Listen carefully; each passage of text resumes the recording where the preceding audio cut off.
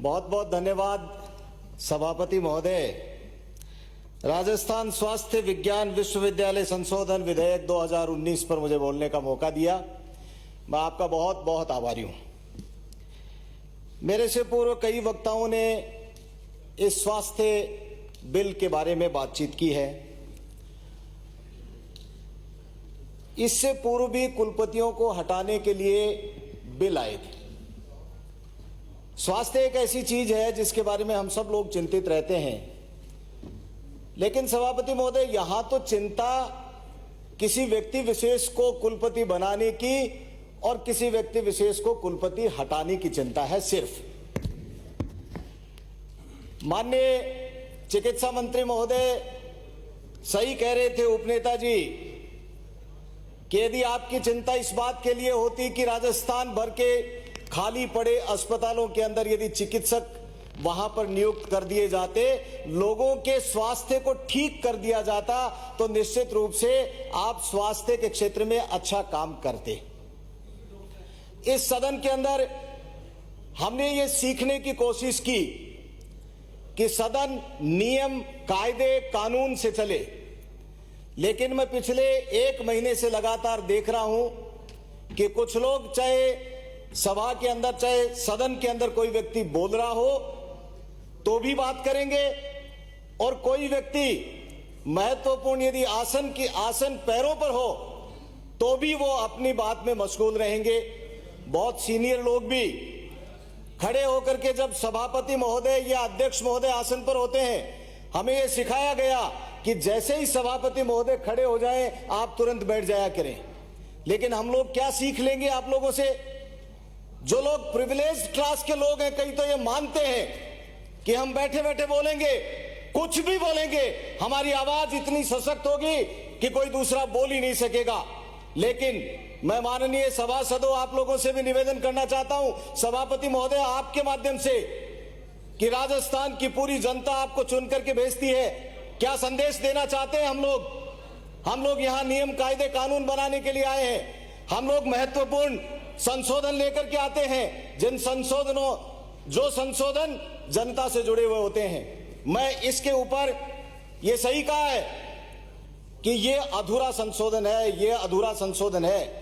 इसके अंदर क्वालिफिकेशन के लिए किसी तरह का कोई जिक्र नहीं किया गया है, और जब तक क्वालिफिकेशन का कोई जिक्र नहीं होगा, पहले ये तो कह दिया गया था कि 10 साल तक जो प्रोफेसर रहेगा वो यूनिवर्सिटी का कुलपति बनेगा, लेकिन यहां तो ये है ही नहीं कहीं पर भी। पूरा एक्ट पढ़ लिया गया, पूरा बिल पढ़ लिया, उसके बाद में भी इस तरह की कोई व्यवस्था नहीं है। मैं निवेदन करना चाहता हूं माननीय सभापति महोदय कि ये सरकार जो है वो कुलपतियों को कठपुतली बनाने का काम सिर्फ और सिर्फ यही काम क्यों करना चाहती है?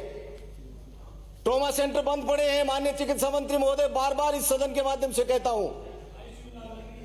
आईसीयू में आग लग रही है, बच्चे मर रहे हैं, नवजात छोटे छोटे बच्चे मर रहे हैं। ये बिल लेकर के आते, जो सरकारी नौकरी के अंदर डॉक्टर रहते हुए यदि वो किसी तरह की कोई लापरवाही करता तो उसको दंडित करने का काम करते, लेकिन आपकी कलम के अंदर वो ताकत नहीं है। सही कह रहे थे, ब्यूरोक्रेसी इतनी हावी हो गई है कि एक आपका आदेश मानने के लिए ब्यूरोक्रेसी तैयार नहीं है। मैंने पहले भी कहा था कि सरकारी अधिकारी आपकी बात को मानते नहीं है, ये सरकार पंगु बनकर के रह गई है। क्या ऐसे संशोधन लेकर के आएंगे, सरकार जनता के अंदर अच्छा संदेश देगी?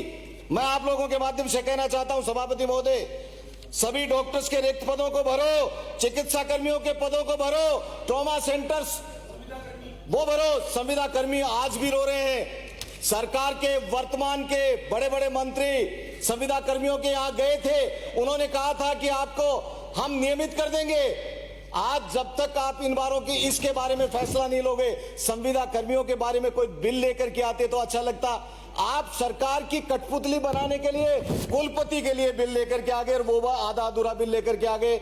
मैं कहना चाहता हूं, एक और मेरे माननीय सदस्य बहुत जोर जोर से बोल रहे, वो भूल गए हीरालाल जी देवपुरा, जब पूर्व मुख्यमंत्री की हैसियत से मकान के अंदर रहते थे, वो भूल गए जब जगन्नाथ जी पहाड़िया पूर्व मुख्यमंत्री की हैसियत से रह रहे हैं, माननीय गहलोत साहब पूर्व मुख्यमंत्री की हैसियत से रहे, और भी जो पूर्व मुख्यमंत्री रहे हैं वो भी रहे हैं, लेकिन ये क्या है, बीच में चर्चा जब क्या मैं हो बोल रही है? रहा हूँ, माननीय मंत्री ये महोदय आपको अधिकार नहीं है, आप बैठ जाइए। माननीय ये अधिकार सभापति है क्या? महोदय बिल्कुल अधिकार ये नहीं अभी है आए हो आपको, 4 दिन आप पहले। बैठ जाइए। आप आप कौन इस होते तरह से अधिकार डरा के नहीं बारे में बात करने सकते। वाले? माननीय आपको मंत्री महोदय, तमीज होनी माननीय चाहिए। संरक्षण मंत्री कीजिए। महोदय, सभापति क्या अधिकार है? महोदय बताएंगे किसी मेरे भी को यहाँ मंत्री पे। को बीच में बोलने का अधिकार नहीं है। ये जब मंत्री जी बोलेंगे, मंत्री जी ये अपने जिस उत्तर पे के बिल अंदर है, कोई उस भी पे बात बात कर करेंगे ले, ना। लेकिन ये बात बोल नहीं सकते हैं। कृपया सब्जेक्ट पे बोलिए। मैं सब्जेक्ट पे बोल रहा हूँ। सभापति महोदय आपको ये अधिकार है, आपसे संरक्षण चाहता हूँ, आप मुझे कुछ भी कह सकते हैं, लेकिन बीच में खड़े होकर के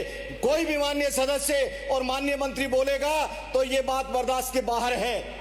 मैं आपसे निवेदन करना चाहता हूं कि अब जब बातें वो कहें जो जनता के हित की हो, लेकिन वो सरकार को सुहाती नहीं हो, तो सरकार के चाहे मंत्री हो, चाहे सरकार के कोई भी नुमाइंदे हो, उनको अच्छी नहीं लगती है और हम बुरे लगने लग जाते हैं। अरे माननीय चिकित्सा मंत्री महोदय, हम तो आपकी कलम से बढ़ते हुए वो लोग हैं जो आज आप लोगों ने बोलना सिखाया था, लेकिन जब संरक्षण नहीं हुआ तो आज हमें इस तरह से बोलने के लिए मजबूर होना पड़ रहा है। लेकिन सत्य को सत्य कहेंगे।